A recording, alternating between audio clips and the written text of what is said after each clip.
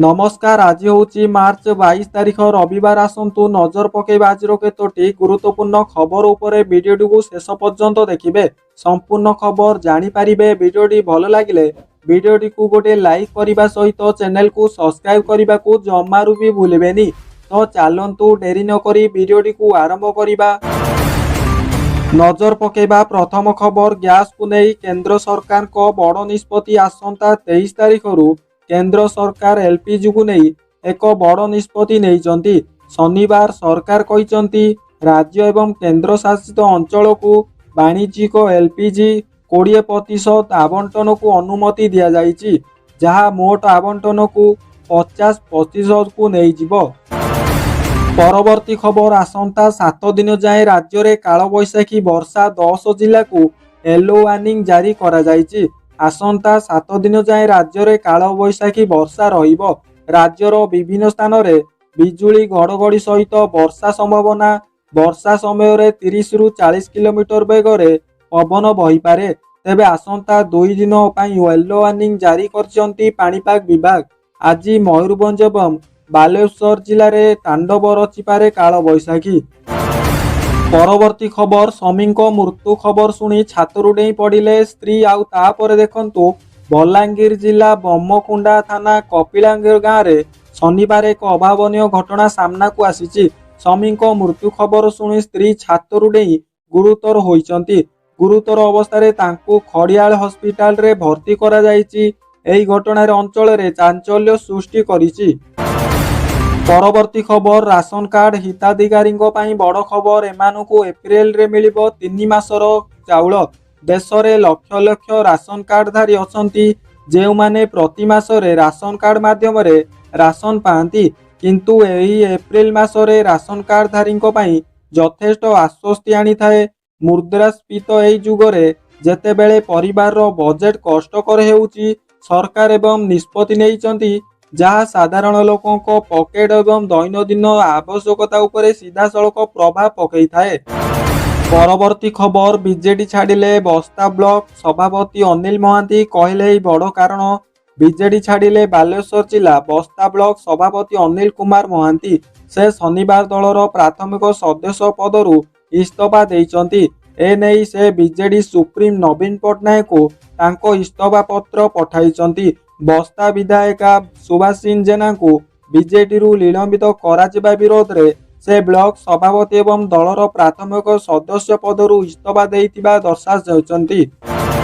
परवर्ती खबर। एसबीआई ग्राहक मानक पई खुशी खबर। एफडी उपरे सुधहार वृद्धि कला स्टेट बैंक।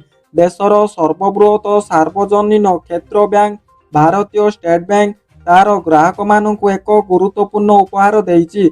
3 कोटी रु अधिक परिमाणर जमा उपरे स्टेट बैंक सुधहार 25 बेसिस पॉइंट वृद्धि करिछि। नूतन हार 15 मार्च 2026 रु लागू हेबो। एही सीमा तले जमा पई अतिरिक्त अपरिवर्तित रहिबो। परवर्ती खबर। बड़ खबर। ट्रेन रे टिकेट बुक करिबा पई बदलिला नियम। वर्तमान जरूरी अटे एही काम करिबा। कोरोना रे संकट एवं लॉकडाउन मध्य इंडिया रेलवे लगातार ट्रेन गुड़िकर संख्या को बढ़ाई। संक्रमण ठारू बंचिबा पई केवल कन्फर्म टिकट मिलुथिबा यात्री मानकु ही रेल यात्रा करिबा पई अनुमति दिया जाइछि। इंडिया रेलवे कैटरिंग एवं ड्यूटी कॉर्पोरेशन अर्थात आईआरसीटीसी ट्रेन गुड़िकर संचालन चलाउथिबा सहित करेंट टिकेट बुकिंग आरंभ करि देइछि। परवर्ती खबर। अखा भितरु बाहरिला निखोज नाबालिका मृतदेह। अखा भितरु बाहरिला निखोज नाबालिका मृतदेह। एभଳି एक अभावनीय घटना देखा मिली मयूरभंज जिला करचिंगा सहर में करचिया बनसाई रे थिबा वन विभाग काठ दीप पछपटे थिबा एक बाउंस बुदा भितरु मिली अखारे भर्ती होइतिबा नाबालिकांकर मृतदेह। निखोज नाबालिकांकर घर करचिंगा बनसाई रे। परवर्ती खबर। जमी हेउ किंबा फ्लड समस्त को मिलिबो। पीएम आवास योजनार लाभ सरकार देले 2.50 लाख टंका। प्रधानमंत्री आवास योजना एक एमिति योजना अटे जार अंतर्गत सरकार समस्त लोक मानकु निजर घर करिबा पई तांकु सहाय्य करिथांती। एही योजना अंतर्गत सरकार कैडरिंग लिंक सर्विस अनुसार ଯେଉଁ ଲୋକମାନେ ହୋମ୍ ଲୋନ୍ ନିଅନ୍ତି ତାଙ୍କୁ 2.50 ଲକ୍ଷ ଟଙ୍କା ସବସିଡି ଦେଇଥାନ୍ତି। ସରକାର ଏହି ଯୋଜନା ଆରମ୍ଭ ହୋଇଛି 2015ରେ କରିଥିଲେ। ସେହି ସମୟରେ ଏହାର ନାମ ହାଉସିଂ ଫର ଅଲ୍ ଥିଲା, ଯାହାକୁ ପରେ ପ୍ରଧାନମନ୍ତ୍ରୀ ଆବାସ ଯୋଜନା କରି ଦିଆଗଲା। ପରବର୍ତ୍ତୀ ଖବର, 10ମ ପାସ୍ ଯୁବକ ଯୁବତୀଙ୍କ ପାଇଁ ସୁବର୍ଣ୍ଣ ସୁଯୋଗ। ରେଳବାଇରେ 2800ରୁ ଅଧିକ ପଦବୀ ପାଇଁ ବାହାରିଲା ନିଯୁକ୍ତି। ଦକ୍ଷିଣ କେନ୍ଦ୍ରୀୟ ରେଳବାଇ ହଜାର ହଜାର ଶିକ୍ଷାର୍ଥୀ ପଦବୀ ପାଇଁ ନିଯୁକ୍ତି ଘୋଷଣା କରିଛି। ଏହି ସୁଯୋଗ ବିଶେଷ ଭାବରେ 10ମ ଶ୍ରେଣୀ ପାସ୍ କରିଥିବା ଏବଂ ITI ସମାପ୍ତ କରିଥିବା ଯୁବକମାନଙ୍କ ପାଇଁ। ଏହି ନିଯୁକ୍ତି ଅଭିଯାନ ମାଧ୍ୟମରେ ମୋଟ 2801 ପଦବୀ ପୂରଣ କରାଯିବ, ଯାହା ବହୁ ସଂଖ୍ୟକ ଯୁବକମାନଙ୍କୁ ନିଯୁକ୍ତି ସୁଯୋଗ ପ୍ରଦାନ କରିପାରିବ। ପ୍ରାଥମିକ ଏଠାରେ ବର୍ଣ୍ଣିତ ପଦ୍ଧତି ମାଧ୍ୟମରେ ଆବେଦନ କରିପାରିବେ। ଏତିକି ଥିଲା ଆଜିର ମୁଖ୍ୟ ଖବର। ଭିଡ଼ିଓଟି ଭଲ ଲାଗିଲେ ଲାଇକ୍ କରନ୍ତୁ, ତ ଚ୍ୟାନେଲକୁ ସବସ୍କ୍ରାଇବ୍ କରନ୍ତୁ। ଧନ୍ୟବାଦ।